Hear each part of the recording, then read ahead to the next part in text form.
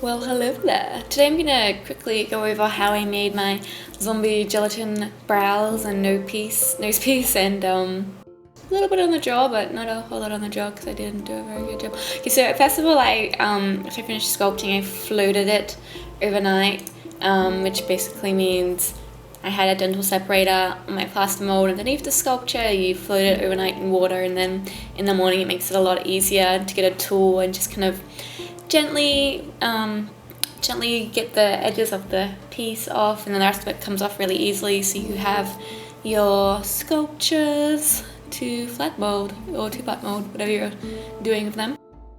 I place them onto a bathroom tile, and then I take it away. Oh, now it's back again. I was blow drying it. That's where I went. I was blow drying it. Basically, the idea is to kind of gently flatten it down without ruining too much of the shape or the detailing. Can go in and redetail it. But first of all, you want to flatten out the edges so that you get a nice edge to your skin. Nice blendable edge when you make it. So I'm using a wooden tool and then this little Ken's rake to kind of thin out those edges.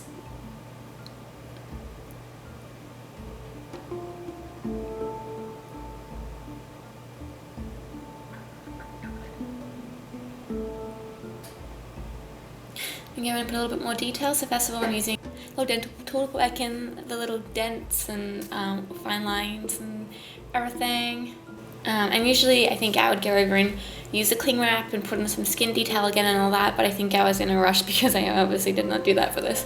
Next I'm going to build up the walls out of a water-based plaster, and if you cut even strips, makes it a bit easier to work with it, and then use a little, whatever that is, a spatula I guess, to kind of even it out and flatten out the bottom so the ultra cut doesn't leak.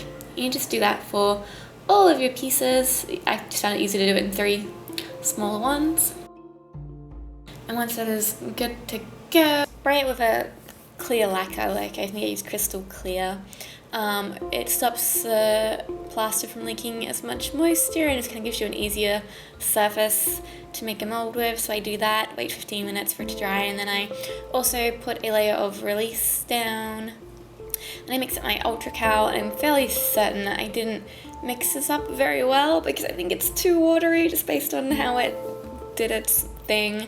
But basically you have the water first, and I made way too much, way too much, so maybe just make little batches at first.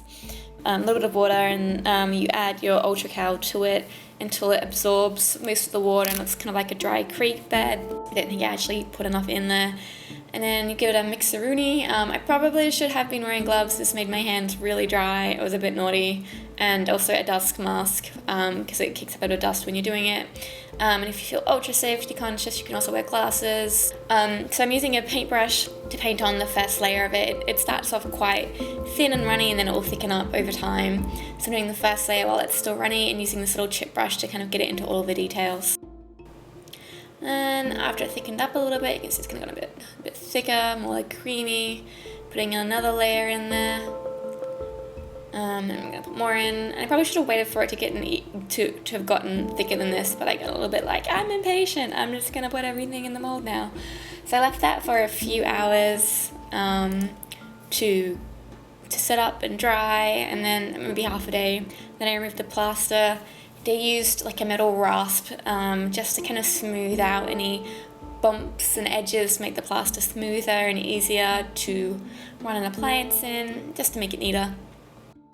And now, so what I've done is I've actually put it in the oven for about 20 minutes on a really low setting. I think 50 degrees Celsius is the lowest my oven does. So I did that for 20 minutes to warm up the molds before pouring the gelatin, which helps to get into the detail, and I don't know, gelatin can get really cold really fast, so it just helps to have warmed molds. And then after I warm the molds, I'm going to put some Vaseline in them, and then I'm also going to spray them with a release spray.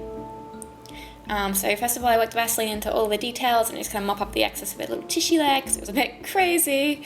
Then my rapid release spray. And that's all done and dusted.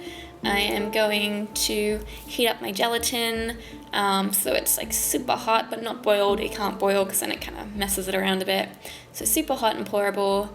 And I pour it I actually found, I did it a second time, I found it easier to pour it one at a time, pour then scrape, and then the next one pour and scrape, and the next one pour and scrape. But in this video, obviously I poured all of them at once and then scraped, which caused a little bit of a problem with the bottom one getting a bit too sticky. But otherwise, I usually scrape it twice in 2 different directions, and cleaning off my metal spatula and cleaning off my metal filling knife after each one so it doesn't stick to itself. I left it for about half an hour. The gelatin was all set up, and I had some lovely fine edges.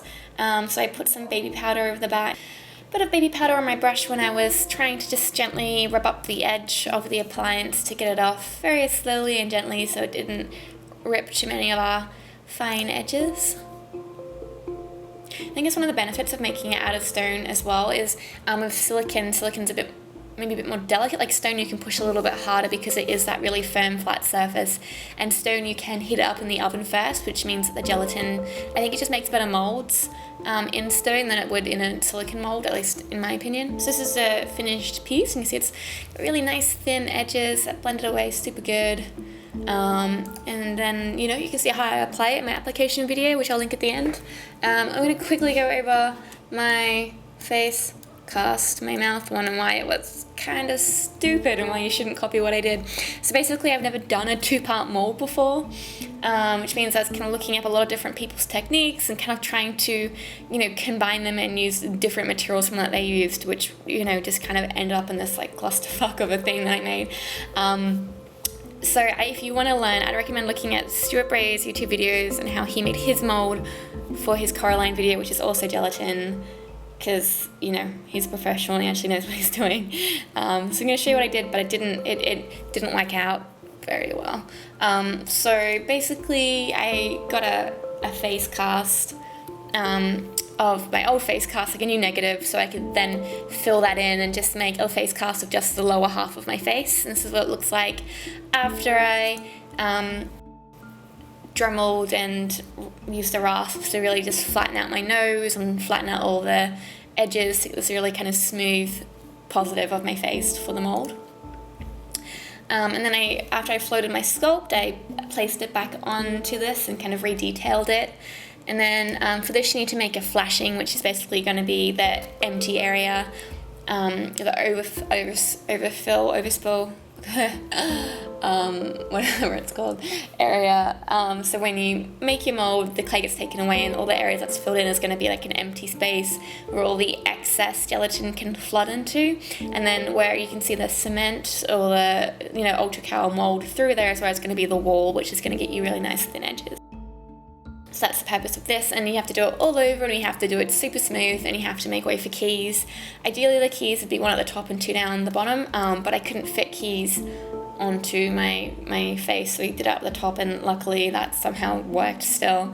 And the idea behind keys is that when you take them apart, fill the mold gelatin and put them back together again, you have 3 parts that you can tell that you fit it back together in the right place, so your mold comes out good and stuff. So I had to take the teeth out for moulding because I wanted to use the resin teeth still, which means, as you can see, there's all these little tiny gum bits and things that aren't just like, they're going to come out in ultra cal, and they're going to be really delicate, shitty, hard to clean out areas. I didn't really think that part through, but you know, what happens happens. So originally I was following a guide where the guy makes one out of resin, and it's like a layer of resin, and then he fills it with stuff. And so I was like, yeah, I can totally just pour ultracal on this, right? But you can't. You're meant to build ultracal up in layers, and ideally, you know, you wouldn't have walls like this, and you'd wait for it to thicken, and you would add burlap in between the layers to make it stronger. And just, you know, just what I did is stupid, and it means that my mold is really, really weak. It means that my mold broke when I took it apart. It means my mold broke when I cleaned out the clay, and probably won't get a whole lot of uses out of it. And I'm so surprised that it actually worked and didn't have a whole bunch of really horrible cracks and undercuts and everything. So I heated the mold in the oven the same way that I did for the eye ones for 20 minutes in the lowest setting. And I Vaselined it, and I put a release spray on it, and I poured in my gelatin. And then I put my face positive back in there and got a little mold strap just to push it in really tight, and waited about 30 minutes. And then it was the final reveal, and I was so convinced this would not work. And I opened it, and holy shit, like it actually worked. It came out, I had a piece, the edges were thin. It was ridiculous because I'd done so many things wrong, and it was my first go. So I ended up putting the teeth back in after dremeling off the back so they were a bit flatter. So this is with the teeth glued in, and basically I cut it around the thin edge. And I left that thin edge that I kind of blended out. But yeah, I mean, like, so this took me, because I put too much water in both my ultra mixes, it took me 4 days of making this and drying things, and it took me so much more materials because I had to make positives and negatives and positives and negatives. I had to get all this clay to make walls, which I then discarded, and it just, like, it required so much more time, so much more materials. And if you need a mold so that you can get multiple casts out of something for, say, continuity, then this is the way to go. But if you're gonna make it for like a zombie walk or a Halloween or a costume party, like just do a build up on a face cast or a build up on your face of like ideally silicone, like sculpt gel or 3rd degree, or you know, even latex in the pinch, because it's just gonna save you so much more time and money. Like it's not. I'm a bit jaded. I'm sorry, but yeah. Thanks for watching.